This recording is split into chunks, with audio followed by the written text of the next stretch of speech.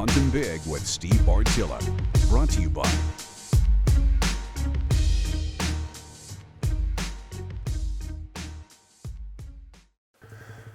For whatever reason, we are trained to think of timber as deer cover. And don't get me wrong, timber, awful lot of deer live in timber, okay? But just about any farmer will tell you, deer live in plenty of crops, okay? And then about any bird hunter will tell you, any pheasant hunter will tell you that there's plenty of deer that live out in those CRP fields, especially when they've got some native grass. Okay, expand your mind when it comes to deer cover, especially if you're hunting in farm country where you don't have a lot of timber. This right here is a great setup, people. Remember, deer, just like any other animal, they like, when all else equal, they'll take the path of least resistance. Imagine being 17-inch inside spread 8-point, walking across this cornfield. His rack is going to get caught again and again and again in this stuff, and it's going to be a pain. Or you could walk right down here. Now, have corn on great cover on both sides. One jump, he's vanished. We don't have a tree, so we can't hunt it. Baloney, you can't. You know what? Worst case, you sit on the ground, and all you'd have to do is knock down a couple corn stalks. You don't even have to ruin any corn. Just push them apart enough to get yourself a nice little shooting lane. Build a little hide 15 yards over that way, a little hide 15 yards over that way. When the wind's blowing that direction, you hunt that side. When the wind's blowing that direction, you hunt that side. And I promise you, you can kill a deer sitting on the ground on this trail.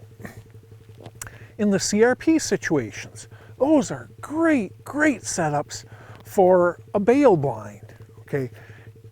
If you don't have a bale blind, you know what you do? You sit your butt down on the ground, put a little cover around you. When the deer are coming through, when they look at you, don't move. Wait till they look the other way to go ahead and draw and take that shot. Okay, but the point is open your eyes to the different areas that deer live in. High pressure situations, look for those tiny pockets of cover. That little tiny 1/8 acre pond that's surrounded with a little swamp grass. I did an article 5 years ago about an absolute slob that was killed in a situation like that in the middle of a field completely surrounded by woods. Why was Mr. Big bedded in that little tiny pond along the edge, completely wide open all around him? Because we don't go there. We go to the woods. Okay. Expand your mind on where deer can live, and then go check it out and listen to them, because they're going to tell you there's going to be all sorts of tracks if they're there. If they're not, there won't be. And then be creative and find a way to make that spot work. No, doing that's not going to change the world. But the more you use this weapon up here, by far you're most powerful, the more creative you are, the more you open your mind and throw out all these preconceived notions of what deer do and don't do. You know what? Since I've done that, I've gotten a lot more productive as a hunter. Final thoughts, brought to you by Huntworth. For good reason. We're programmed to think if we're deer hunting, we're heading for the timber. That's deer cover, okay? There's a lot more deer cover out in this world than just timber. Farmers will tell you all day long that this cornfield is deer cover. Bird hunters will tell you all day long that those same fields that they're running their dogs out in trying to kill pheasants. Oh, look at that great big buck. Then use this.